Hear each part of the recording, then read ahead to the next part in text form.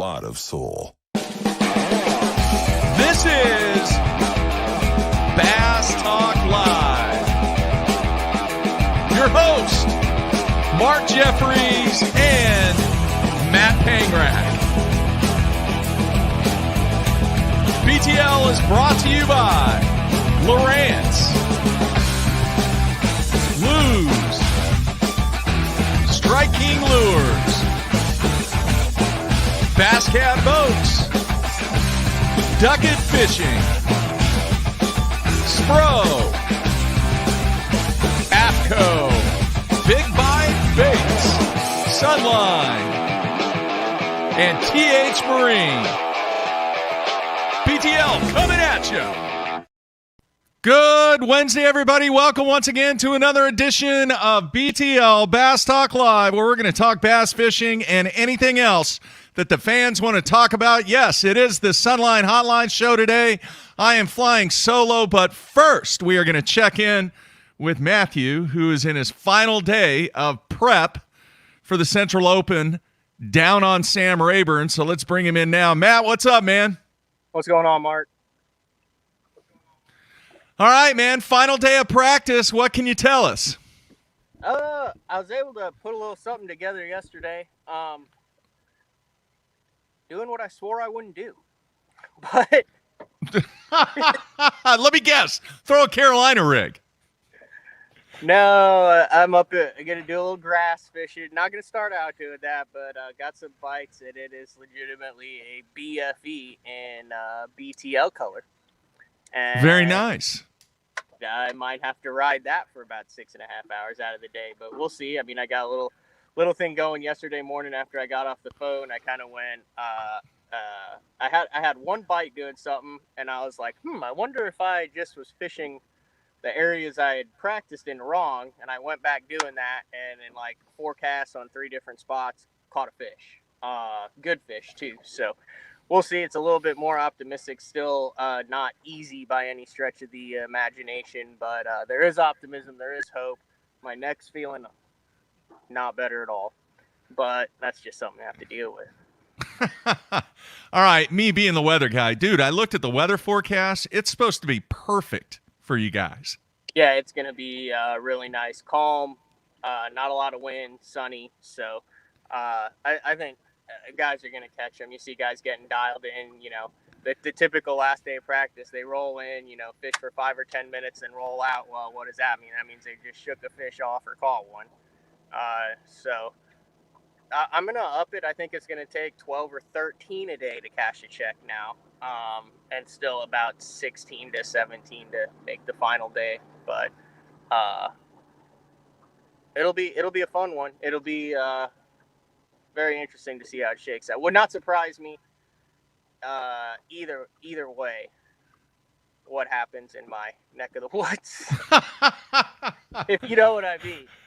All right, man. Can you give us a little BFE love there? Do you have any close by that you want to show? I'll show you what I got going on right here.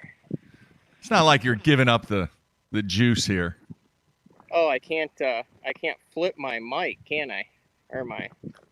All right, I have no idea what you guys are able to see or not see. Looking in the compartment. Look at that organizational structure. And there's all the BFEs perfectly organized. So that compartment's a little empty, Mark. I only got 3. I'm gonna have to restock those tonight. Wow. Very cool, man. It would be really, really neat if you could go out and have like a top 20 finish doing that. Oh, yeah. That'd just be super neat, Mark. Well, that's not in your wheelhouse, man. I mean, let's be honest. Yeah, no. It's not. I'm going to have to go in and organize that. That's going to drive me nuts. But, I mean, I got them all organized just like that. Yeah. No, it's all good. What's the water look like, man? Can you show us the water a little bit here? What's the lake look like? Oh, okay. Yeah, I mean, it's typical Sam Rayburn. Yeah. So are you flying just kind of by yourself, man? Are you talking to anybody else, or are you just doing your own thing? Brad's catching them because he didn't talk to me all practice, and I texted him twice. So he did. I talked to him for about 10 minutes last night. Yeah. Which was very generous of him. So not really into details, sharing stuff a little bit with James Biggs. He's won the TBF National Championship, fished the tour this year, FLW Pro Circuit. Other than that, I ran into a couple guys. There's a guy this morning who's like, man, I'm about to get my teeth kicked in this one. I think there's a lot of guys that feel that way, but I think there's also a number of guys who've dialed in on something. It's really going to come down to, I think, crowd control and crowd pressure. Do you like go to a stretch you think you can catch them on, even if it's not your best stuff early, and sit on that stretch and miss the potential to put 3 or 4 in the box? Or what if where you start doesn't really pan out, and then you roll into where you want to, where you plan on spending the most of the day, and there's 10 boats in there? Are there a lot of fish in the area, or guys going through and shaking them off, and you're shaking them off, and there's 20 boats on the same stretch, first thing in the morning? So it's a kind of a chess game here, because it definitely seems like there are very key sections where you can get bit with regularity. I've had a couple where I'll just go back and test it as I drive past it, and don't agree, catch one or shake one off, and then go long stretches without any bites. So check this out. I don't know if you can see it or not, but I got this in the mail yesterday. All right, hang on here. Is that a topwater? It's a topwater, but you remember the bowling pin that the dude sent me? Oh, Kevin? Yeah, from First Strike Baits. He Yeah. All right. He sent me a message and said, hey, Jeffries could catch one on Lake X with this. I said, absolutely. Yeah. And seriously, dude, I really believe that this thing's going to work.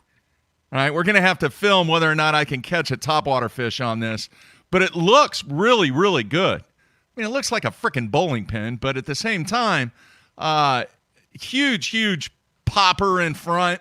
I don't know if you can see that. I was trying to get this second camera set up, but I couldn't get it set up in time. But it looks really, really cool. And we'll see, nice. Man. I'm going to try it on Lake X. So thank you, Kevin, once again. Very, very cool stuff there. All right, man. So what's the plan the rest of the day?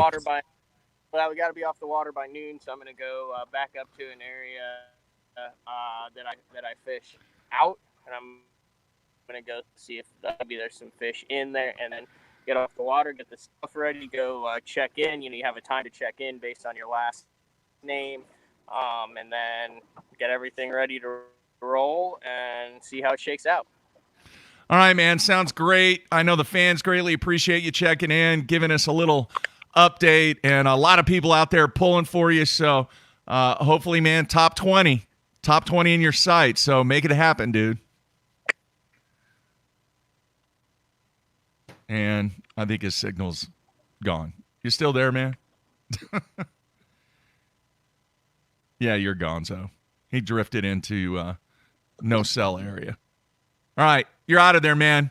Go catch him, Matt. All right, he's out of there. Anyway, that's pretty cool that he can check in like that. I know the cell service down at Sam Rayburn in that whole East Texas area, very, very sketchy. So we'll see what happens. Sounds like he's on something. I think boat traffic's going to be a huge issue. I think what he's doing is definitely something that I think he found something that was good. Definitely a pattern that plays at this time of the year down at Rayburn. So we'll see how he does. Hopefully he can punch out, no pun intended, a 20th place finish or higher and be well on his way to another outstanding event. All right, here's what we got, folks. It is the Sunline Hotline Show. I'm going to flash up the number here in a minute. But first, we have 3 guests that we're going to have on the show here that is going to be live via our brand new software. We've got Leighton Davis, we've got Rich with Hellbass, and then we've got Damon. Let's bring in Leighton first. Leighton, what's going on, man? What's up, Mark? How you doing? All right, I mentioned it in the show yesterday, and I received quite a few emails, so I thought, you know what, man, if more than one people want to come and co-host the Sunline Hotline Show, more power to them. So I appreciate you taking time out wanting to be part of this madness. Oh, man, I appreciate the opportunity. All right, let's bring in Rich now. Rich, what's up, man? Good morning, everyone. Excited to be here. All right, once again, thank you for taking time out. That's quite the backdrop you have there, Rich. Yeah, just when I do these things, I like to be in my boat in the garage with my tackle. Makes me feel right. All right, what kind of boat is it? What are you rocking? 05 Classic, Pantera Classic. Okay. All right, very nice. And then our third person we're going to bring in, Damon, what's going on, man? Oh, nothing, man. Just hanging out. Looking forward to being on the show today and talking some fishing. All right, here's the deal. I have no idea whether or not you guys are going to be able to hear the phone calls. I think you're going to be able to hear the phone calls, but I'm not really sure because we've never done this. So if we have to, obviously I can hear the phone calls when people call in. And if I have to relay anything to anybody that's on the show via video, I will do that. So, Leighton, where are you videoing from today? Bear Creek, North Carolina. It's in between Jordan and Sharon Harris Lake, where the Bass Pro Tour fished last year. All right, we had quite the discussion yesterday with Hank Cherry about how I kind of feel that North Carolina, the whole Carolina area, somewhat underrated when it comes to sticks out there on the tour. Absolutely. You know, right now we have the Forest Wood Cup champion and the Bassmasters Classic champion living in our state, and there's just a ton of great lakes that tournaments used to come to. Carl Lake, High Rock Lake, both of those have had Bassmasters events, and they just don't come here anymore, and it kind of gets overshadowed. Yeah. All right, Rich, where are you at, man? I'm in Minnesota, just south of the Twin Cities, Lakeville, Minnesota. All right, your stream's getting a little sketchy there. And it's starting to settle down here a little bit. All right, Damon, where are you at, man? Mark, I am located in Chattanooga, Tennessee, home of the Big Bass Factory of Lake Chickamauga. All right, well, I want to jump right in on the Chick since you're on the show. How tough or how easy is it going to be fall fishing at the Chick with the Elite Series? You know, it's going to be tough. I would say it's like a lot of fall fisheries. You know, it's always going to be, you know, you've heard them say a grind. You know, it'll still, the pros, they'll still catch them. I was just kind of going back and doing a little history here. There was a regional the end of October at 2018. And it was one. It was a 3-day event, 47 pounds, and he was just doing some other stuff, you know, jumping around, you know, not just one major pattern. So, you know, I believe. I mean, you're definitely, if you want to get in the top 10, I'd say probably, you know, 16, 17 pounds a day, which, I mean, to me that would be a lot. But if you're on a big bass lake, you know, like say Guntersville, Chickamauga, or even Lake Fork that they're going to, you know, they got them, and there'll be a big bag. There'll be a 25 to 27 pound bag weighed in on a day. I just don't think that they'll be able to duplicate that, you know, multiple days. All right, Rich, being in Minnesota, I have to ask, smallmouth or largemouth? What's your ticket? I mean, it's fun to catch smallies, but there's a lot more largies available. So I usually have to drive a little bit for smallies, but I love them both. In tournaments, largemouth every day. Yeah. All right, here's what we're going to do with you, Rich. I'm going to throw you out and go through the process again because your internet just is a little unstable right now. So just click on the link again. Sound good? Got it. All right, Leighton, what are your thoughts about the Bassmaster Elite Series so far? A lot of smallmouth. Obviously, they have the first event, which was a largemouth event. And, yeah, you had a few largemouth caught on the SLR. But what are your thoughts? Do you like the smallmouth events? Yeah, I think they're awesome. I mean, they're fun to watch and see guys catch that many fish that quick. What I really think is cool is that they're getting the whole season in, and that it's going to be a fall season this year. Like, I'm 27. They haven't had a fall season in my lifetime. So, I've never seen a professional tournament take place in the fall. And I've always kind of disliked how you basically, if you could be a spawn fisherman, you could be on the Elite Series and make it. And then there's 6 months of the year where nobody's fishing professional tournaments. So I think it's really cool. I hope they stick with that and have a lot more fall fishing. But the smallmouth fishing is great. I've actually just learning how to smallmouth fish because I live in Pennsylvania and travel back and forth between North Carolina and Pennsylvania to work. So I'm learning to smallmouth fish, and it is a different world than flipping and pitching shallow grass. Well, remember on the show, we asked the question, is it easier to go smallmouth to largemouth or largemouth to smallmouth? And I believe it was Mark Menendez definitely said, if you're a smallmouth guy, it's much easier to convert to try catching largemouth than it is the smallmouth. And I tend to agree with him on that. Damon, let me ask you this. Matt made a great point on this show that sometimes guys get too focused in on what is taking place, be it the smallmouth. In fact, even on yesterday's show, Hank Cherry said that when it came to smallmouth fishing, that he kind of got focused and drug into that whole drifting thing. And the one thing that was really cool about that show yesterday is he talked about, once again, that he needs to continue to do what he's good at. All right? Have you ever, do you tournament fish? Do you tournament fish locally? I do. All right. Yeah. Okay, then let me ask you this. Based upon everything that I just said, do you ever go out, whatever you are deficient at, whatever you don't consider yourself good at, and just go, you know what, that's what I'm going to do all day long? Man, I have tried that, Mark, and that is, if you're going to be a tournament fisherman, that's the way to go, is to try and if there's something that you're struggling with, a certain technique, it's good to go out there. I'm the worst at it, though. I'll get out there with all the expectations. I'll have I'm not a finesse guy. I like to, throw top water. I like to flip and pitch. And, you get out there with the drop shot and stuff like that. And I'm also a shallow water guy. I like kicking up mud. And I last maybe just a couple of hours. That's about it. It's man, it's tough for me. It's really tough for me. I'll put the finesse stuff away and I'll pull that long pole out and go back to doing, what I enjoy. I could flip and pitch all day long and not get a bite, but still have the confidence from first thing in the morning till I'm done. All right, we have Rich back now. Rich, the question that I asked Damon, have you ever went out and just tried to do what your game is deficient at? In other words, if you're just not a finesse guy, have you ever went out with just 4 spinning rods and tried to improve your finesse game?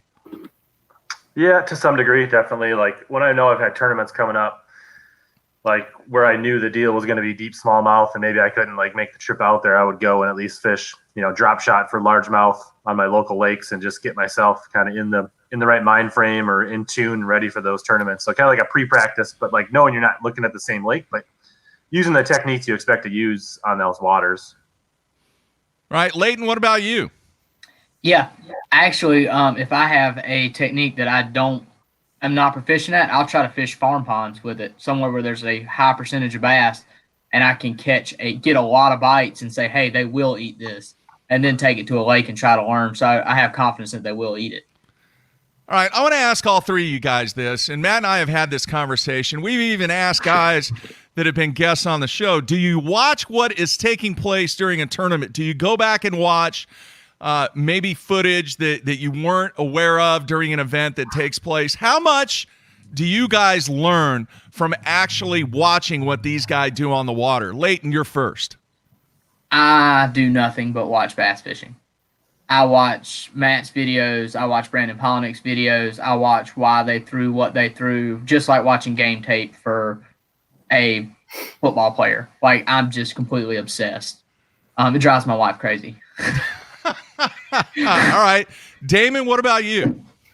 Mark, the learning curve has really, really gotten a lot shorter since all the live coverage. And I've been blessed the last number of years for for the big time fishing tournaments to come to Lake Chickamauga. And you know, as much as I can when I'm not working, I try to watch as much of the live content as I can. And I am just floored at some of the places that I've fished or that I've not fished on my own home lake and see. And that's why they're pros, man.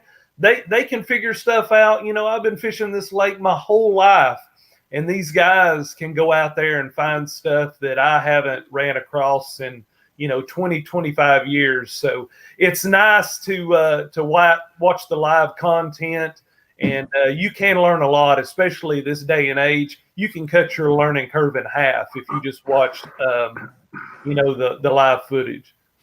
All right, Rich, what about you? Yeah, definitely.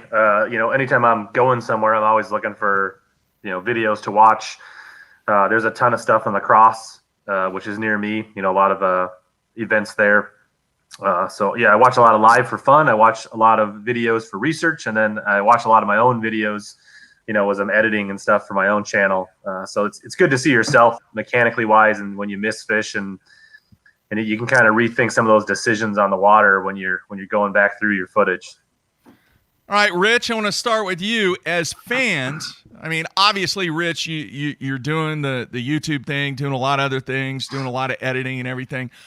What I want to know from all three of you is what really is more important to you as a fan? Is it the live coverage, or is it a recorded show of which airs on television? What is more important to you as a fan? Rich, you're first. Yeah, I think, you know, if recorded television came out within like a week, I think it'd be relevant. But the fact that most of them are so delayed, like we're talking 3, 4, multiple weeks, like I've moved on, right? Like if I didn't have live coverage, it would be okay. But I'm either going to watch it live, I'm going to read the summaries, you know, on Bassmaster or Bass Fan or whatever. And then I'm already enjoying the next one by the time those recorded episodes come out. So for me, it's live, or if I happen to catch something on TV later, it's just in the background while I'm probably watching YouTube videos. So I'm probably watching it like secondary. I'm not even like primarily watching it. All right. Do you seek it out? In other words, do you look at a guide, be it whether you have cable or satellite or whatever you have, to see when fishing television shows are airing? Nope, not anymore. Used to, but doesn't happen anymore. All right. Damon, what about you? You know, I always like the live coverage. I mean, it's uncut, it's raw. I think you can watch and learn a lot if they're not catching them, or if they are catching them. You know, see the decisions they make, see maybe where they get, you know, go wrong. I think that live coverage is a super, super learning tool when it comes to that. I definitely love the live coverage over everything. All right, Leighton? I would rather watch the old school Bassmasters on ESPN, but I'm just like Rich, where I don't, because I've already seen the live and it comes out 3 months after the tournament. I still haven't watched the 2020 Bassmasters Classic show. It's DVR'd, but I haven't watched it because I already know who won. So it kind of, you know, who wants to watch a NASCAR race when you already know the winner? Yeah, you know, on a lot of the collegiate networks that are taking place, man, they keep running replays of football games and basketball games, unless it was just some iconic event that took place. I mean, me personally, I have no interest in watching that. I've already seen it. I know what the outcome is. Give me some live stuff, and I'll move on to the next one. All right, next question for you guys. Leighton, we'll start with you. I'm curious from a trust standpoint.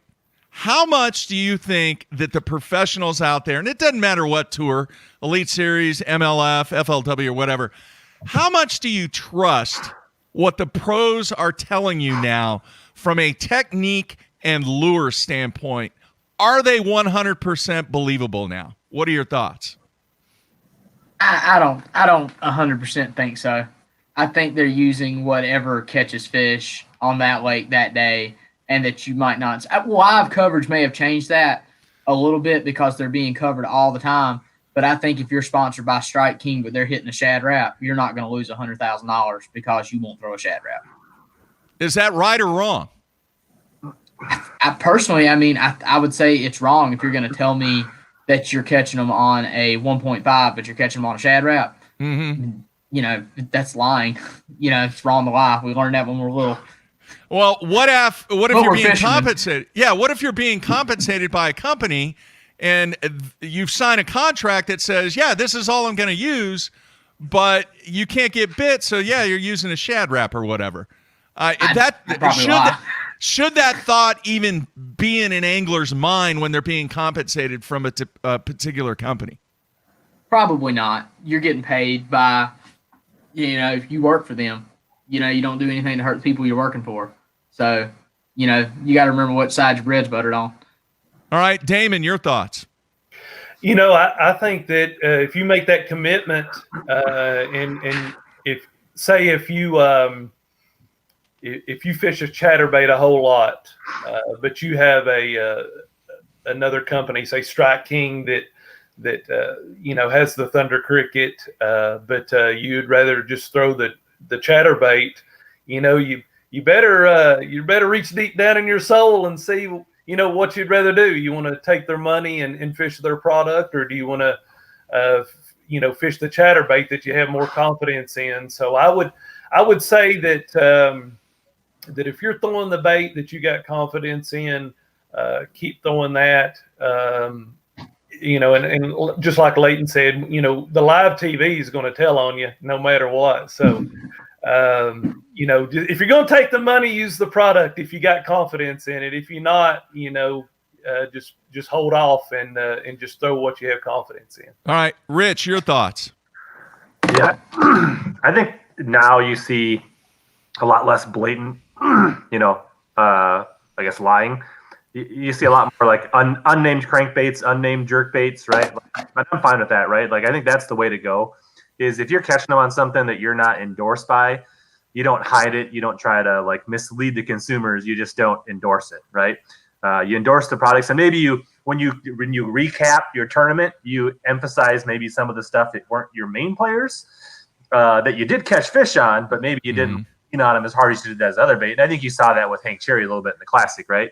I played it fairly well. He knew he caught quite a few fish on baits that, you know, worked, and he had confidence on, but he wasn't necessarily endorsed to use them. So he didn't spend a lot of time talking about them, but he also didn't lie about it. And I think that's the way to do it these days with all the live. I know when I read like Open and Toyota Series articles and things like that and BFLs, I'm very skeptical of whatever they say in those. All right, great point. Let me ask you this. How important, you being an angler, also being a fan, how important is performance in determining what your purchase decisions are to buy tackle and lures? Rich, you're up first.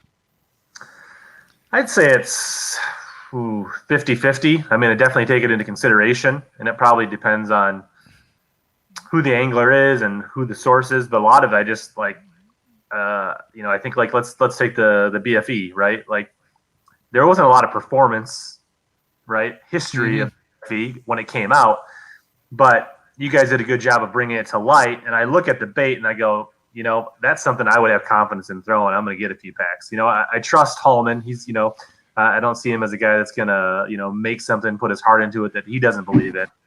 And so I'm willing to pick up a few packs. You know, and there could be other baits that, you know, maybe they're like a new wacky worm. Well, I don't really love throwing wacky worms, and they may catch them on them, but you know what? I already got worms, and that doesn't excite me. So I think it's kind of a mixture of, you know, kind of bringing it to the market and performance, and then kind of the consumer myself makes a decision.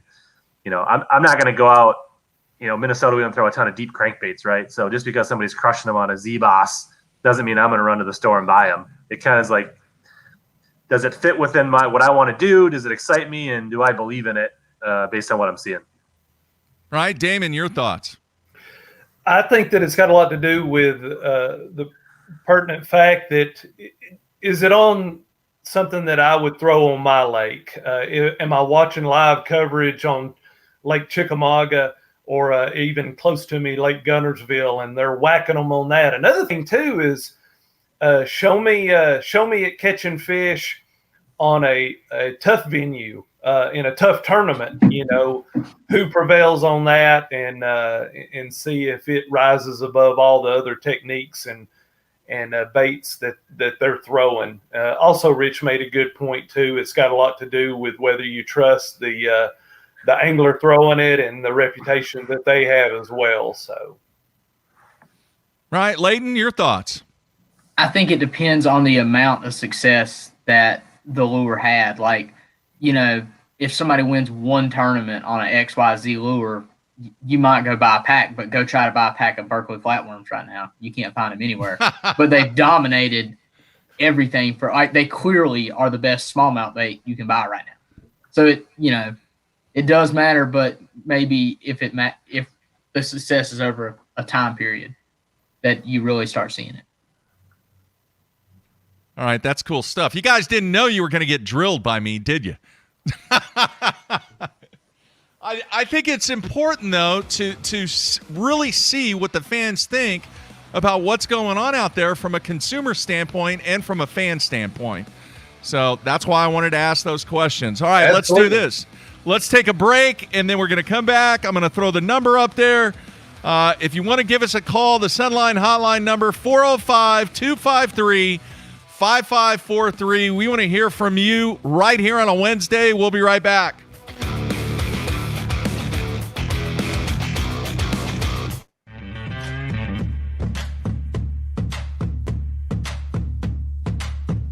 The ultimate fishing system starts with Lowrance HDS Live.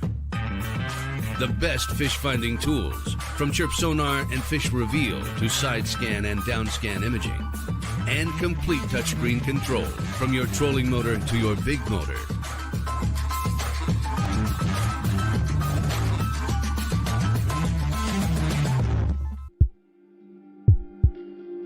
We've paired one of the most iconic hulls in the history of bass boats with a proven lineup of trusted accessories. We're bringing you best-in-class value and performance, leaving others in your wake. Turnkey value, turnkey performance. The Pantera 2 is an overachiever in the 19-foot category. Once you hit the throttle, you'll feel the rush, and there's no looking back. Kevin, what are you doing here? Oh, I'm just filling in for Billy. I need a 660 shad crankbaits in the Series 5 model. We're out. You're not out. You got all kinds of them right there. We're out. Kevin, I need 6. Have a lollipop. I do not want a lollipop. Have a lollipop.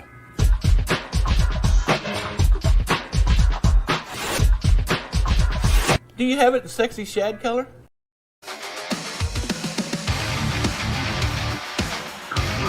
Let's face it, fishing electronics are no longer an afterthought. They've become a necessity. And at the Bass Tank, our experts match you with the right electronics, provide professional installation, and educate you to help maximize your catching results while providing support along the way. Because let's be honest, it's about catching, not just fishing. And when you're ready for better results, join the Bass Tank team. Visit us today on Facebook or go to thebasstank.com. Hey everybody, Tide Faircloth here. Want to show you one of my favorite braided lines, SX1 30-pound Sunline braid. I use this braided line for a couple of different applications, and one of my favorites to use for this line is a swim jig. Casts great, and it's small diameter, and just works really great on a swim jig. Another technique I like to use for 30-pound SX1 Sunline braid is whenever I'm flipping like a light, say an 1/8 to a 1/4 ounce weight in grass, small diameter, I don't lose much action on my worm, just works great in those scenarios. So if you're looking for a braided line for a swim jig or fishing a light Texas rig, check out Sunline's SX1 30-pound braid. AFCO's new Yuri performance shirts are made out of a new fabric. Aeromesh technology, Aeromesh fabric, really breathable. You know, it just doesn't stick to you whenever you're sweating. It's 105 in Florida. You know, you got sun beating down, there's hardly any wind. You know, your shirt won't stick to your back or anything like that. Any little breeze gets through it, and all the AFCO features that you like with the hood, not without a hood, depending on which one you like. It's got odor technology, so your pits don't stink whenever you're sweating. It has thumb loops Whenever you're driving down the lake, 70 miles an hour on a bass boat, you got the thumb through here, sleeves won't roll up, so you have no excuse if you get sunburned. Any little breath of air gets through and cools you down, so make sure you check them out. Any fish, any water, any condition, AFCO has you covered. All right, we are back on a Wednesday with our special guests, Rich, Damon, and Leighton. And if you want to give us a call, the number is on the screen right now, 405-253-5543. And we will wait for some phone calls here. Rich, let me ask you this. What has been your favorite event, professional event, be it Elite Series, be it Major League Fishing, be it the title, FLW, whatever it is? What has been your favorite event to watch this year so far? This year, I would probably say Champlain was one of the funnest ones to watch, just because they were catching them really well. There was a lot of different things going on. You know, Seth flipping grass, flipping docks. You got guys throwing Carolina rigs and crankbaits and jerkbaits for smallies, and it sets up a lot like home for me. So to me, that was really intriguing, and it was a super tight tournament. There was like, I don't know, 5, 6, 7 guys that were all in the hunt in the final day within a couple pounds. So probably that one. Damon, what about you? It probably had to be a toss-up, Mark, between the BASS Eufaula tournament. I thought that was a good tournament and a good comeback win. Also, too, I like the Bass Pro Tour, the Lake Fort tournament. That was that was a lot of big fish, and I enjoyed that one as well too. If I had to pick those, it'd be between those two. All right, Leighton. I like to watch Champlain because I'm a big fan, kind of small name, but the first Major League Fishing at Lake Eufaula, watching Chris Lane flip in that water push out area was just awesome to watch. That was really cool. I enjoyed that. All right, Rich, I want to go back to you real quick. Matt has been very vocal on recent shows about his inability to fish grass. He's kind of intimidated. All right, you got a ton of grass in Minnesota. How would you classify the ease of learning or the difficulty of learning to fish grass? Yeah, I think it depends on what you're used to. I know when I first started traveling down south a little bit, the absence of grass kind of played the same head games for me that probably does Matt when he sees a lot of grass.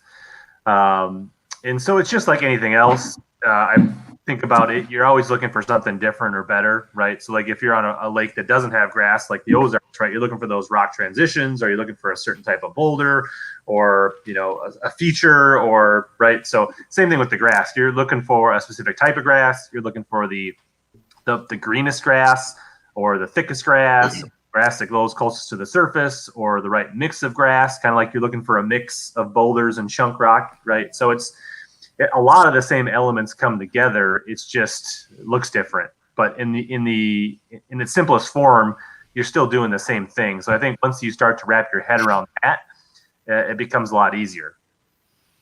All right, what about you, Damon? You a grass guy? I am a grass guy.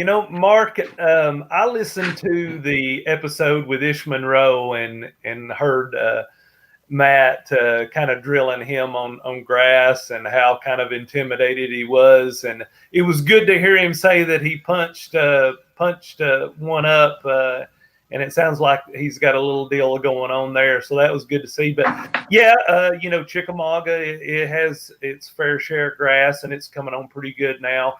I like it when it's totally topped out. When it's first starting to grow up, at least on Chickamauga, the in-between time is what I struggle with. I feel more confident whenever it's totally matted up, hollowed out. A lot of the times, a lot of people get intimidated when you have miles and miles of grass line, miles and miles of just carpeted mats. And a lot of things that I like to look at is, just jump around and find maybe some isolated mats, something as small as big as a car hood. Yeah. Something like that. Hello? And I believe you have a lot of that to yourself. All right, let's go to the phones. Hey, who is this? Hey, this is Rusty from Missouri. Rusty, what's on your mind today, man? I wanted to get some input on, do you all think that the MLS has ruined FLW, the FLW circuit? With these new rules, changes again coming out and reducing 10 anglers to 5 and payouts being cut and, you know what I mean, with all the mess going on over there, I just wonder if you all might think that the MLS has ruined the FLW circuit. All right, thanks for the call. We'll get with each of our 3 guests there. Thanks, Rusty. All right, Rich, did you hear him? Yeah, he was asking basically, did the BPT ruin FLW? Yeah. I think time will tell. This was a super weird year with all the rescheduling, and they were very aggressive with their Toyota series, which I thought was going to be a good move. I thought, wow, for guys in other parts of the country to be able to fish, a AAA circuit within an hour or two of their house, right, would be amazing. But they didn't get the numbers, so I don't know if that's an anti-BPT sentiment from tournament anglers that they don't want to give money to FLW anymore, or if it's with all the COVID and the rescheduling. Yes, I think give it another year or so, we'll really find out the answer. I liked a lot of the things they did. Some of the things I didn't like. It's a shame to see the FLW Tour become the pro circuit, right? And become basically a AAA. And then what does that do to the I don't know if that was a trickle effect, right? Did the angler now see the Toyota series as a below the Opens because now they see the pro circuit at the same level as the Opens? So I'm not really sure we can determine it yet, but it definitely was an up and down year for them. Damon, what are your thoughts? I'm with Rich. I want another year. I want to see what they do next year. I don't know if they kind of just was, obviously it has been a weird year. I don't know if they were also going to plan on before the virus, if they were just going to use this as an experiment. I noticed that they didn't pay out the money that they would for Angler of the Year. If I'm correct, didn't they get just entry fees paid? Didn't Ron Nelson will be getting his entry fees paid? And yeah. I'm not sure what they paid in prior years to the Rookie of the Year, but I think they maybe got a Polaris this year. And the entry fees, aren't they still paying premium entry fees? And the championship, it wasn't as much this year as $200 compared to, didn't they pay $300 last year, or am I incorrect? Yeah, I don't remember. Yeah, I'm like Rich. I want to see what they do next year. Are they gonna knock it down to where it's almost like a minor league trail and not a pro trail? If they do, they're going to have to cut back on the price of the entry fees, obviously. But I'm like Rich. I want to give me one more year. I want to see what they do next year. Leighton, what are your thoughts? I'm going to start from the bottom and work to the top.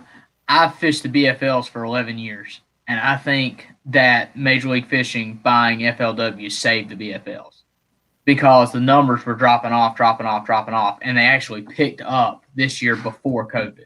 And I think they would have picked up continue to pick up if that hadn't hit. As far as the Toyotas and the FLW series go, they've added an extra step to make it to Major League Fishing, and we've got this weird in-between circuit where it's not pro, but it's not pro.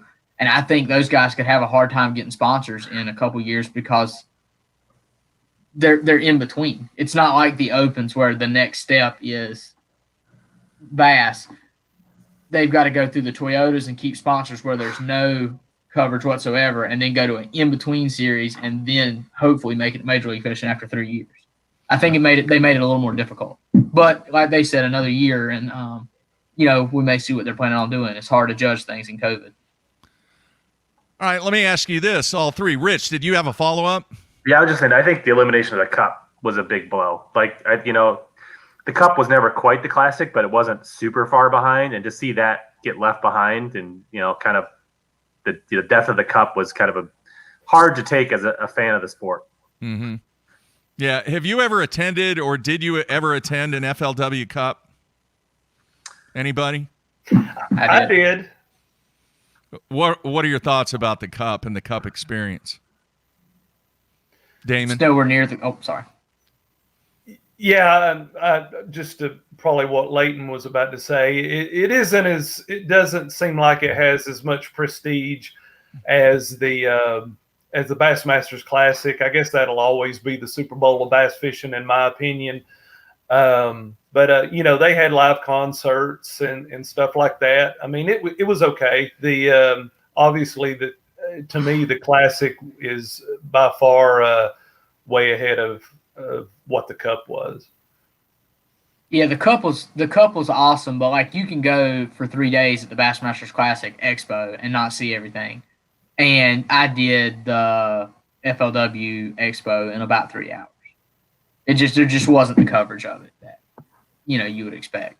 But it was still, I hate to see it go. I mean, it was a marquee event. All right, next question. I'm curious, would you guys rather fish a 5-fish event or every fish counts? Or a combination of both? Rich, we'll start with you. Yeah, I've done both, and I like them both. There's a couple every fish circuits around where I live, but the reason I don't like fishing those here is because they don't have any off limits on like info sharing or practice, so guys can sit there for a week. And a lot of times, most of the tournaments I like to fish, I only put a day and a half or 2 days of practice in. And I think in a 5-fish tournament that works, right? Like you can just get a little something in practice, right? And you build upon it and you can catch 5 good ones in a tournament. And in every fish counts tournament, I really think you need a structured practice information, because that's where somebody spending a week or 10 days on a body of water really starts to build up an advantage. If they really have, a dozen places where there are schools, it's hard to overcome that in a short practice, in my opinion. So the actual format of fishing them, I like them both. I probably prefer a 5-fish, but for me, if I'm going to fish an MLS style tournament, and most of the big ones like the BBT and that, they have very limited practice, which I think makes it very pure from that standpoint. But they both have their elements, and I definitely prefer to watch a 5-fish. All right, Damon, what are your thoughts? Well, I have never fished the every fish counts. I've only done a 5-fish limit, and I've only done team tournaments. And I'll be honest with you, sometimes it's hard to even catch 5 fish. So I would probably be more privy to have the 5-fish limit. But I do like watching the MLF. I do like watching them catch as many fish as they can. All right, Leighton, your thoughts? I would love to try an every fish counts format. I've never done one, but my whole fishing career, I've set myself up to only need 5 bites and the 5 right bites. And I don't think that I could switch very easily to trying to catch every fish I could possibly catch. I like fishing for that 3 to 4 plus pound bite. And not that those guys aren't doing that, but you have to have the other ones too, because there's not enough 3 to 4 pound bites to win one of those. And I just prefer to fish a 5-fish tournament, I think. All right, Rich, what are your thoughts about MLF going to a 2-pound minimum? Did that make MLF better? I think 100% for this crowd it did. I don't know. I can't speak for all the new viewers and the new fans that they have. But to the already bass fishing tournament crowd or people that follow bass fishing already, I think it was a huge move in the right direction. It made it a lot more interesting. For me, I still think the biggest thing is their tournaments are way too long. Like, if I only catch a day or two of an MLF event or a BPT event, I feel like I didn't get a ton of it, because a lot of times I'm going to have it on in the background while I'm working or doing something else, and then on the weekends I'm usually fishing. So a lot of times I miss the day 3 and day 4. But if I only catch like 1 or 2 days of MLF and then it goes like Wednesday through the following Tuesday, I feel like I didn't even see any of it. So, but the 2-pound, I definitely helped. That made it a lot more interesting to me. When they were on like Table Rock and when the championship was on lacrosse last year, and they were doing 1 pound, those were non-keepers for normal tournaments, right? So watching on Table Rock catch 70 fish, yes, it's kind of impressive, but as a tournament angler, they're a 15-inch minimum. So it's like they're catching 13 inches. You're like, And lacrosse, Edwin Evers blew everybody away. The majority of those fish weren't 14 inches. They weren't keepers in a BFL or so it's like if I roll in there in the BFL and I catch 60 13 inchers, I'm like, well, this is a complete waste of time. But he dominated an event, so that's where I struggled with, and I think the 2-pounder fixed that in a lot of ways. Damon, thoughts? Yeah, the 2-pound limit is definitely better. Just for the fan itself, the fans don't want to see people catching 12 and 13-inch fish. Also, too, on a television and a production standpoint, put out a good product with quality fish catches. That is probably one of the better things that they have done is moving that to the 2 pounds this year for sure. Leighton, your thoughts? I think the 1 pound minimum worked fine when it was just a TV show. But when they went to the series, I think the 2 pound minimum saved the series for the die-hard tournament fisherman that watches it. It might not matter to the casual viewer on Discovery Channel on a Saturday morning, but I could not care less about watching somebody catch 1 pound fish. I want to see them catch big ones. Wow. Okay.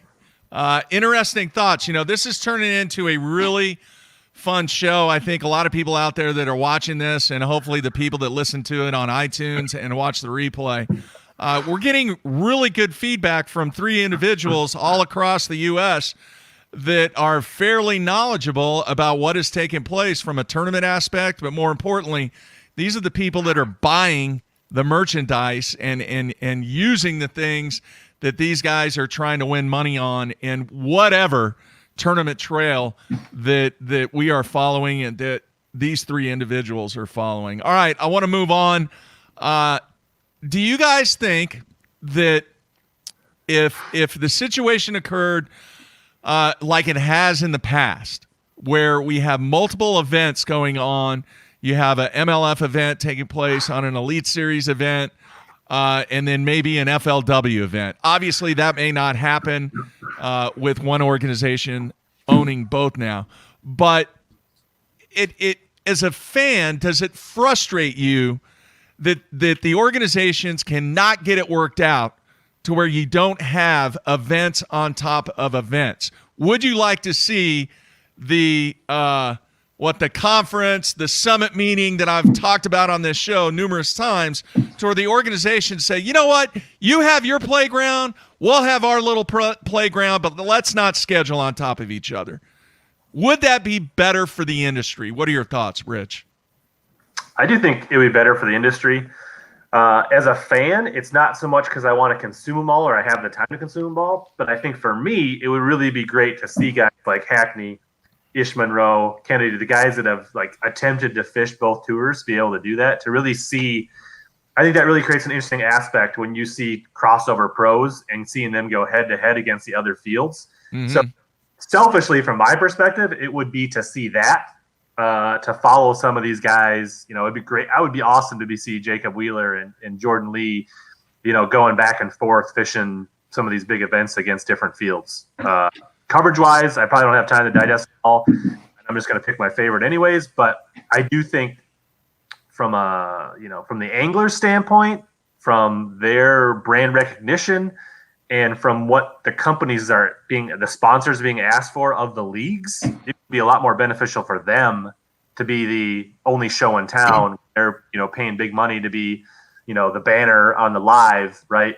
I think everybody would win more if they could work that out instead of them trying to, play top dog with each other. Damon, your thoughts? Mark, here's what I would like to see. Spread it out. Have the Bass Pro Tour have a spring heavy schedule. Have BASS have a fall heavy schedule. Give us live entertainment from February or the end of January all the way to November. That's what I want to see. Don't overlap it. Don't piggyback on top of each other. And maybe, Bass Pro Tour, MLF, maybe they could do that. He owns two organizations. He could do a spring heavy and a fall heavy. That's what I would like to see. Give us from the beginning to end. And that way too, the fans are able to see all kinds of different types of fishing, like we talked about earlier in the show. we're going to see a lot of stuff coming down the pike that we haven't seen in years. Like Leighton said, he hasn't seen a fall tournament schedule, since he's been a part of it. So it's going to be fun. Leighton, your thoughts?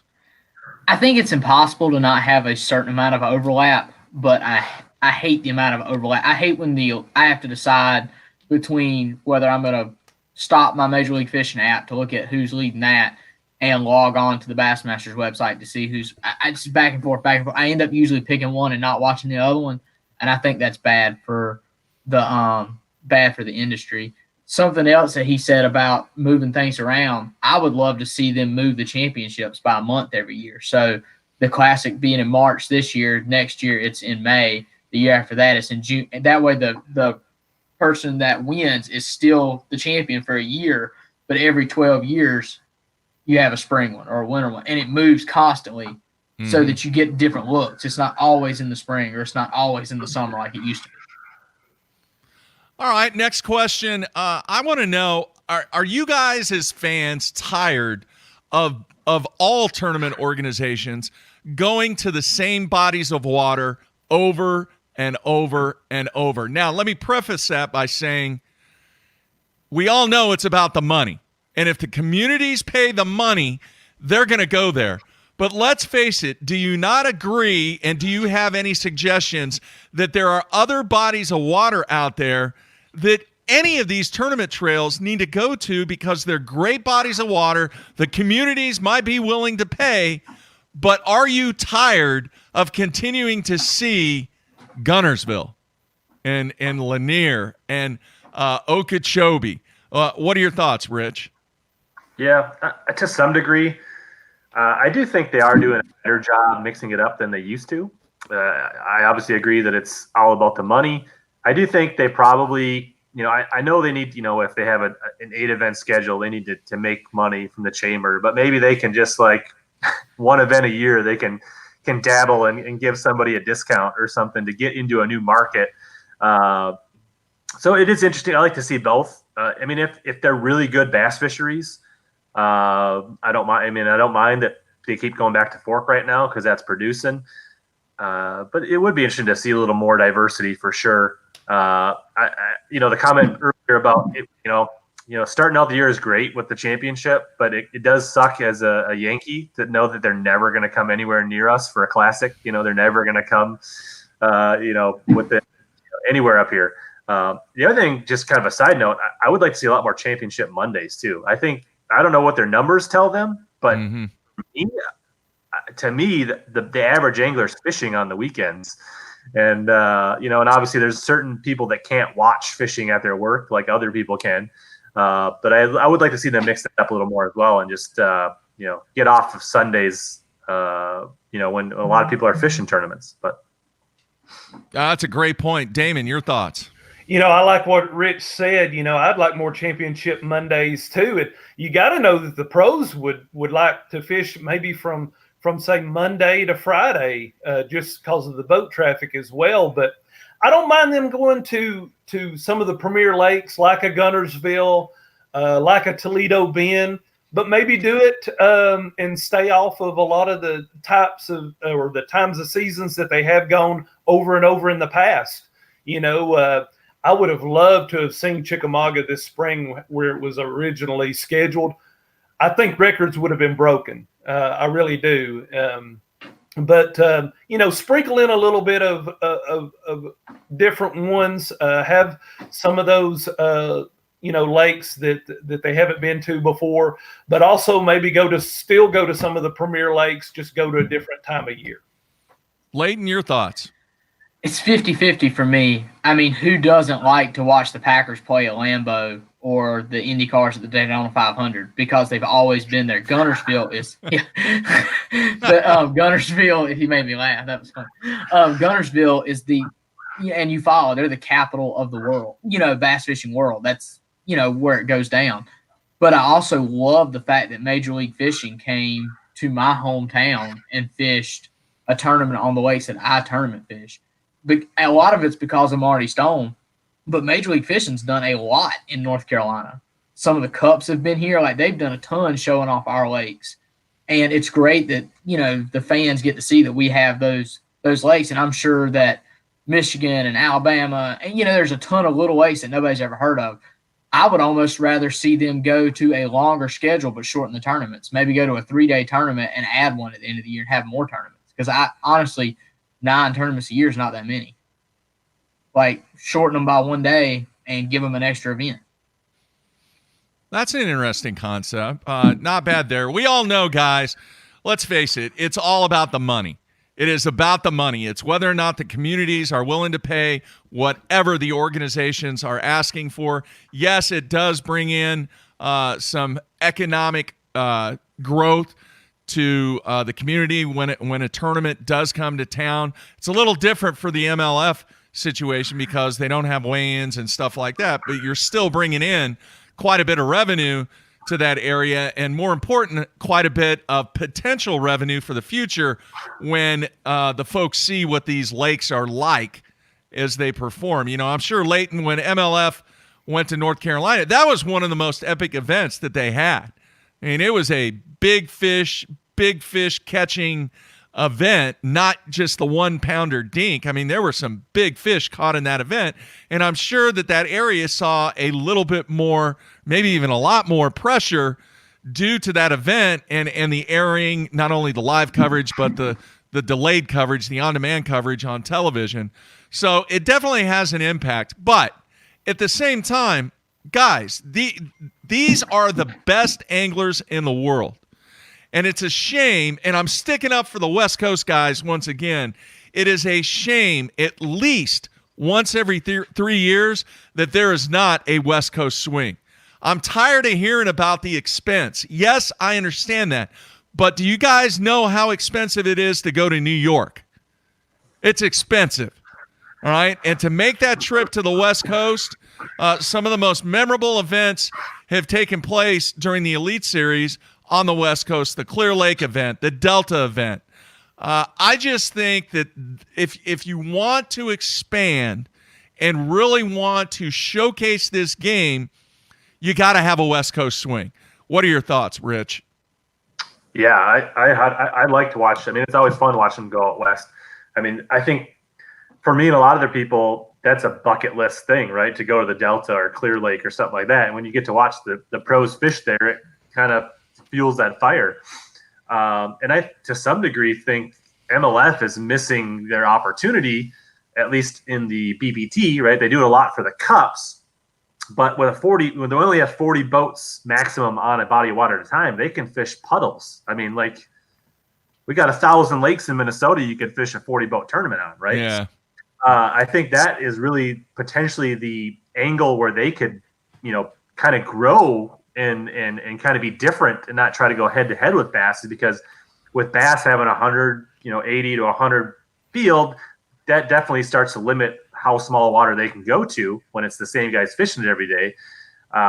With the MLF format, to do more things like they did in North Carolina, where they're fishing smaller lakes and maybe they use different lakes for different rounds, I think to certain fans, that's an area of improvement or growth, and they could do the same thing out west. Like I could only imagine if like they went to like Bullard's Bar or some of these lakes that are too small for a 200 boat tournament, but 40 boats, there's probably hundreds of great lakes up and down the west that could really be highlighted, and that would be really interesting to watch, and that would draw me in probably to peek at that, to watch them fish for monster spots on the west, when that's something bass can't do, right? Or the pro circuit can't do. So I think they could probably kind of get a leg up. I agree. All right, Damon, your thoughts? I love watching the Western swing when they would go out there and watching some of those lakes. And I'll go back to what we talked about earlier. There's the MLF has two different operations now. Maybe send one of those on a West Coast swing and maybe make it 3 weeks in a row. That way, it absorbs some of the traveling costs, keep them out there for 3 tournaments, 3 weeks, if they're worried about the expense. Isn't there also too, and I don't know who I heard say this, is there a lot of restrictions out there, Mark? You would know better than well, I would. There are certain restrictions. Like at Clear Lake, you have to hook the fish in the mouth. And cleaning your boat or something like that? Yeah, Did I hear that? Some of the lakes, there are precautionary measures that you have to take once you complete your day, and all protocol is the right word. But it's not that big a deal. It really isn't. Yeah. I'm like you. I would say, they have the northern swing up there. I would say that it's probably not as any more expensive than to go out west than to go up north. Yeah. Leighton. I'd like to see it. Yeah, Leighton, your thoughts? They want to be called the best in the world, so they need to catch them in the summer, in the spring, in the fall, in the winter, in the north, the south, the east, and the west. That's I want it. Throwing giant swim baits is a skill that you don't see when they're fishing the lakes down here. That you only see that in California. There are guys that are great at that would get their shot to win an Elite Series tournament, maybe make their career. That if they were given the opportunity to go out west to Clear Lake and throw a giant swim bait, but they don't get that. It's a very southern sport that happens to take a northern swing. For the most part, I think they need to go out west and fish California, find a lake in Arizona, fish it. Try to get to all 50 states in the next 10 years. Well, not all. You can't go to California. All 48. I don't want to see them bass fish in Alaska. That'd be slow.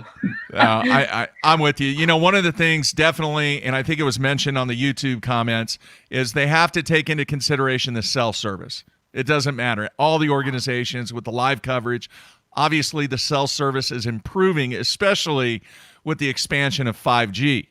But I think Rich made a great point. There are plenty of bodies of water, smaller bodies of water, that can handle 40 boats, no problem, and really showcase some bodies of water across the country that people may not be familiar with, of which can actually generate a pretty large chunk of revenue for that community from an economic standpoint. So I think you're dead on, Rich. I'd love to see them go to different bodies of water. Yeah, I think the guys in the YouTube comments are nailing it, and a lot of them have said this, that we'll trade Florida for the West Coast any day. People are tired of the same 5 bodies of water in Florida, so let's kick off in the West and come back east, and every second or third year trade Florida for the West Coast. I mean, for a lot of guys, I know it's further, but if you live in Oklahoma, it ain't that much further to go to Florida or to California than Florida. It is further, but I'm sure a lot of those guys would trade that in a heartbeat as well. Yeah, I agree. But the guys from Texas go to New York. So yeah, maybe I'm with you, man. Maybe alternate a western swing and a northern swing every other year, something like that. Yeah, I agree. I think you guys, all of you, are dead on, but hopefully we will see that in the future. All right. Last year the announcement was made, the NPFL. I want to know what you guys' thoughts are. Is there room for another professional classified tournament trail out there? Rich, what are your thoughts? Initially, my first reaction was a giant eye roll. But the more they've been at it and kind of building to it and their announcements, and the more they talk about it and the interviews they do on your show and other shows and talking about, their plan, I'm intrigued. I'm gone to the level intrigued. I'd like to see what they're going to do. They've added some big names to do some commentary, which I think will be entertaining. With Luke Duncan and Fat Cat.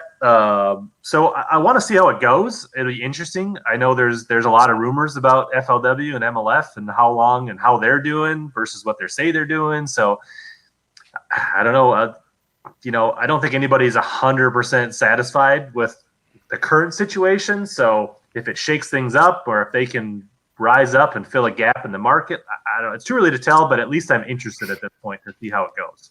All right, Damon, your thoughts?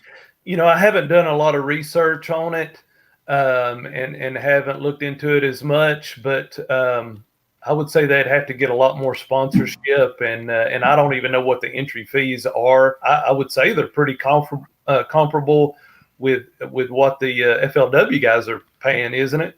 I think it's $5,000. $5,000. Wow, that's a lot to just start from scratch. But I guess you got to start somewhere. But I don't know. I'm just a little skeptical. But hey, I'd watch it. Leighton, your thoughts? I love it. I think it's great. The way I view it is every area has kind of a big, giant team tournament trail that goes around that's really hard to win. And I know this isn't a team tournament, but I guess I don't quite look at it as the same level as Major League Fishing and Bass, but I think I'm looking at it as you learn who those guys are in your area that dominate those big tournaments. And I think these guys can build their names, build their brands in the NPFL, and then maybe go to the Opens when they have the sponsorship and kind of do what like Scott Martin's doing right now and have a road to the elites on YouTube and really get a lot of exposure for it. There's a couple of interesting things about this whole deal. One, the approach that they're taking from a scheduling standpoint. They're spreading it out, all right? They're making it very comfortable that if guys want to fish this in different times of the year, they're going to have a schedule that's going to be set where you're going to fish all the seasons pretty much. The second thing is the live coverage. I think that is going to be one of the biggest factors is how good is it? How much does the fans get out of the live coverage? And all three of you have prefaced this entire show by saying how important live is to you as a fan and as an angler. Is this going to be something that people are going to want to spend valuable time in watching maybe some guys that they might be not too familiar with? Now, one of you made a point about in certain areas, and we all have them, there's sticks in the area that you're thinking, hey, man, if he fishes this tournament, if he's on the list, we're actually going to see how he fishes this particular body of water. And I've always wanted to know this, but somebody down in Florida may not know a hill of beans about John Smith. All right? So I think there is intrigue there from the field that they have. But I think the live coverage is really, really going to be a key to the whole thing. They got Luke and Fat Cat involved, a kind of a different sort of platform from a commentary and play-by-play standpoint. You know, it's not Mark Zona, it's not Marty Stone, it's not any of the guys. It's more of an entertaining and taking the knowledge that they have from their experience and tying it in more from an entertainment factor. So it's going to be really intriguing to me to take their expertise that they have from all the years that they've spent in the business and kind of put an entertainment twist on the way that they produce the live product. So I think live is a huge factor for them. I think I've seen comments about it's the working man's professional tour, you know, which is kind of true in a way because somebody can actually have either own a business, you know, be a fireman, schedule this time off to where they can have a full-time career or whatever they do and still fish at a high level. You know, I think we're going to see how that plays out, if that is true. Or the other thing that I've seen is people are saying that this is the gateway to stepping up to the next level. All right. But it's kind of an expensive gateway at $5,000 a pop. But anymore, what isn't expensive? So what are your thoughts on what I just said? Rich. Yeah, it is. I mean, I guess of the three, it's more of a working man's. Yeah.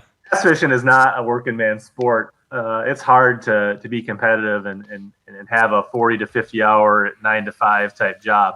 But a lot of us still playing the game anyways. I 100% think that the execution of their live is going to be largely, you know, because a lot of us are going to tune in and check it out. Yeah. You're probably going to get one or two tournaments, and if you don't impress, you're probably not going to keep us around when you got all the other offerings out there. So. I'm a little worried that there's going to be a handful of guys. I think there's going to be a larger disparity between the top pros and the bottom pros and the NFPFLPL or whatever it is. Yeah. And I think there's going to be a handful of guys that are going to make some good coin and they're going to use it as a stepping stone. And I guess it's going to be good for them. Whether it sticks along for the long haul will really depend on what kind of product they deliver from for the fans. All right. Do you agree, Damon, that their live product that they put out there is really one of the most important things that they do kicking this thing off? Absolutely. If they're going to make it, I mean, you've got to compete with what's already out there, and what's already out there, especially BASS, is amazing. So yes, that's the only way that they're going to survive. As far as the working man's tournament, I mean, $5,000 a tournament. How many tournaments are they going to have next year? I think 6. 6. Oh, yeah. Good Lord, $30,000, man. You know, with the coverage that the Toyota Series guys get and the Bass Open guys, you know, they've got coverage, which I know that their content because of the virus. So some of the opens are getting more coverage. Man, what is it? $1,700 to fish an open, you know, compared to that $5,000, and you can step up and go to, you know, the elites that way. So I don't know. The Toyota Series and the Bassmaster Opens are still, I think, the way to get where you want to be. $5,000's a lot of money, man. Leighton, thoughts?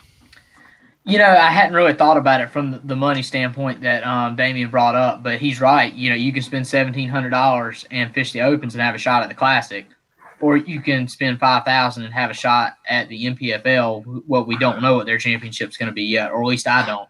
Mm-hmm. But I think that they've got to hit a home run on the first at bat. You know, they've got 1 or 2 shots to get us to watch. I'm very excited about it. I will watch it.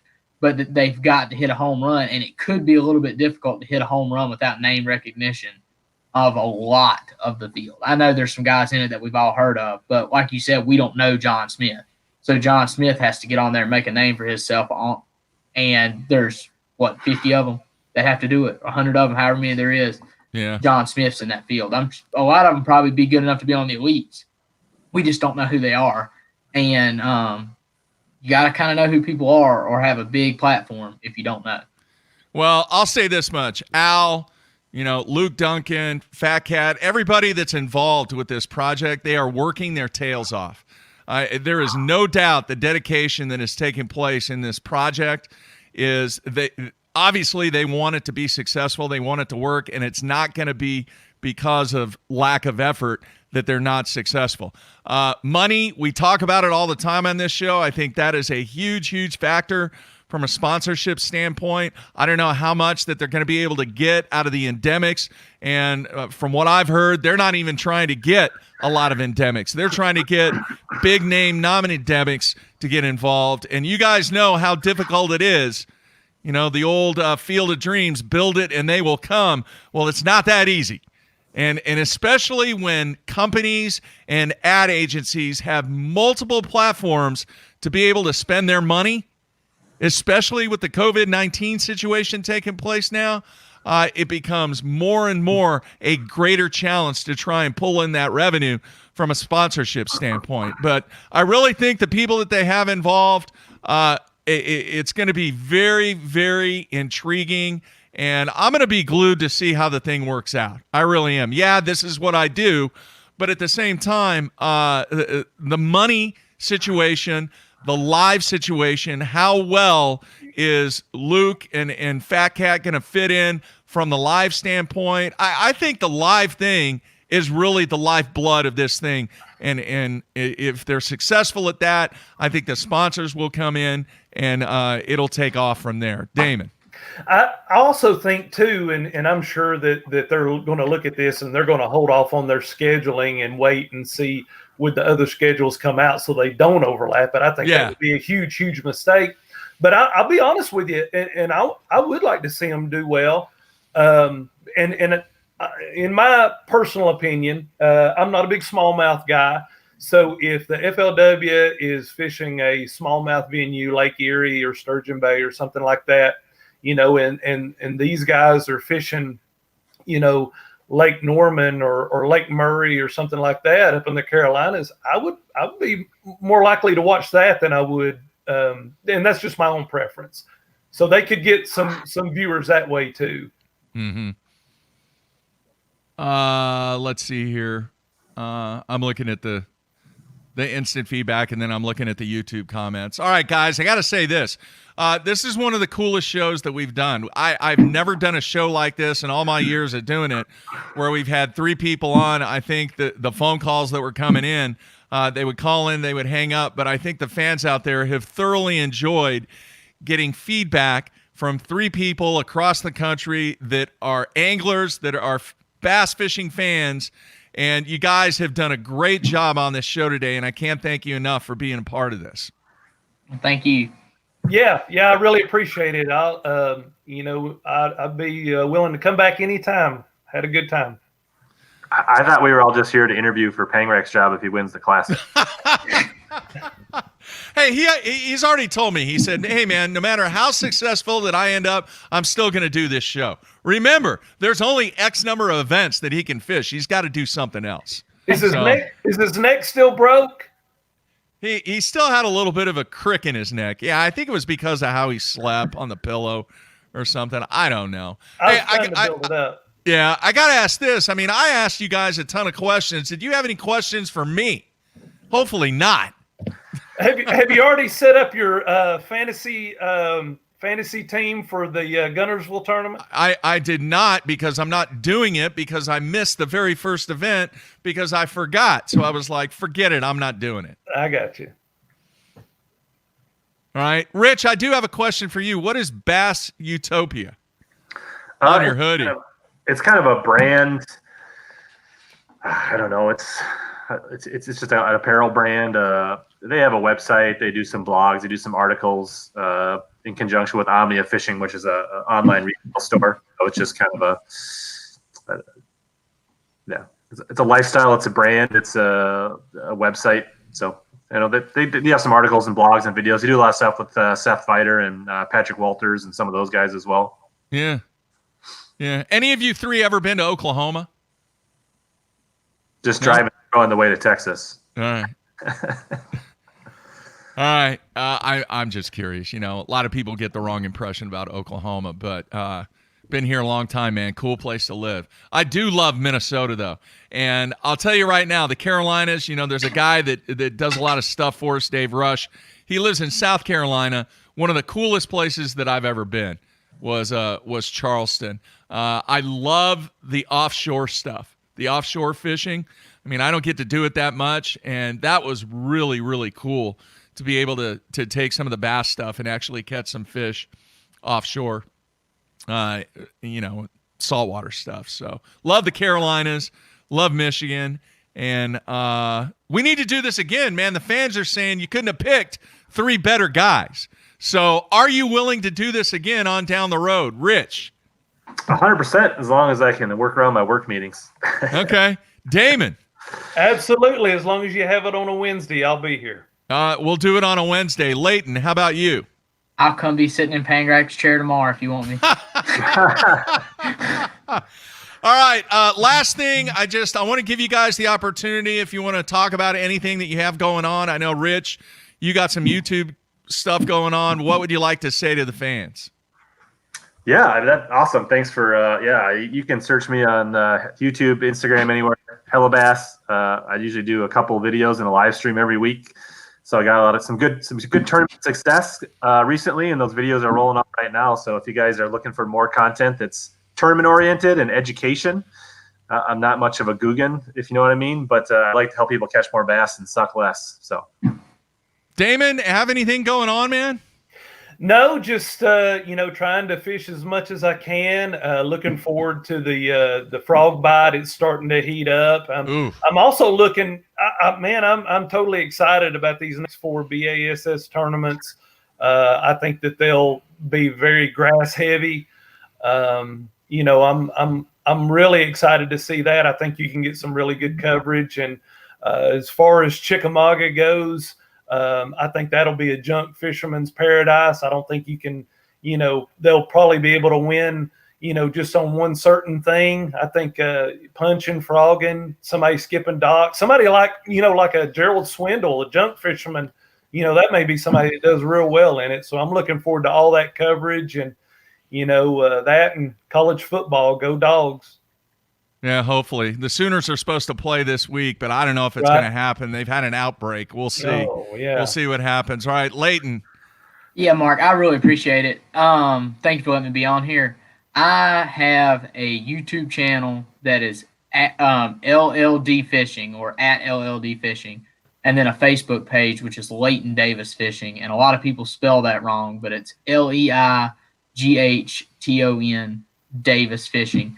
And I don't think people realize, I started both of these in March. I don't think people realize how much work goes into the social media aspect and how hard it is to get people that don't know who you are to follow you, which sponsors look at. I've got plans to fish the Opens in the next 2 to 3 years. So I'm trying to build all this stuff up. So anybody out there that's looking for YouTube videos or fishing content, look at that on Leighton Davis Fishing on Facebook or LLD Fishing on YouTube. And I would greatly appreciate that. And thank you, Mark, for giving me the opportunity to say those on a big platform where people can actually hear it. I really appreciate that. Absolutely, man. We're going to do this again. The fans love this show. They love the format. So we will plan on having all three of you guys, and then hopefully Matt will be sitting over on the other side to my right, and we'll do this again. Look forward to it. Hey, Yes, by the way, you. yeah, no problem, guys. Hey, by the way, don't ever lose your cell phone. Ever. All right? My cell phone crashed yesterday, or actually it crashed on Sunday. I'm telling you right now, I got a mortgage and closed on my house quicker than it took to get another cell phone. Ooh. It was ridiculous. Absolutely ridiculous. But I finally did get a phone, and I got my cloud backup and all my contacts and photos. So yesterday was a stressful day not being able to have a cell phone. And I'm not a social media guy. I'm not checking it all the time and everything. Dude, I was a mess yesterday. Don't ever lose your phone. I don't care what carrier you have. I just went swimming for my last week at Vermilion, so I couldn't lose it. No, it's bad stuff. All right, guys. Be safe. Have a great remainder of the week. We will do this again. Folks, please do us a favor. Subscribe to us on YouTube. I gotta say this real quick. I don't know if you guys knew this. I was going to say this at the beginning of the show when Matt was on. But this past month, we surpassed 1 million downloads on iTunes for the podcast. And it's the greatest number that we've experienced, and we've still got a lot of months left. So, folks, thank you so much. That is a very, very credible 1 million downloads. Remember, you have to have a credit card to be able to download on iTunes. So there's no monkey business manipulation going on there with that number. All right, 1 million downloads. And please, if you're one of those folks listening to us on iTunes, it helps us out immensely if you give us a rating, and please do a review on what Matt and I are trying to do with this show, and we will continue on down the road. And then don't forget, subscribe to us on YouTube. We have surpassed, I think, 7,600 subscribers. So everybody be safe. Let's hope that Matt has a top 20 down at Sam Rayburn, and we will be back on Monday. Everybody be safe.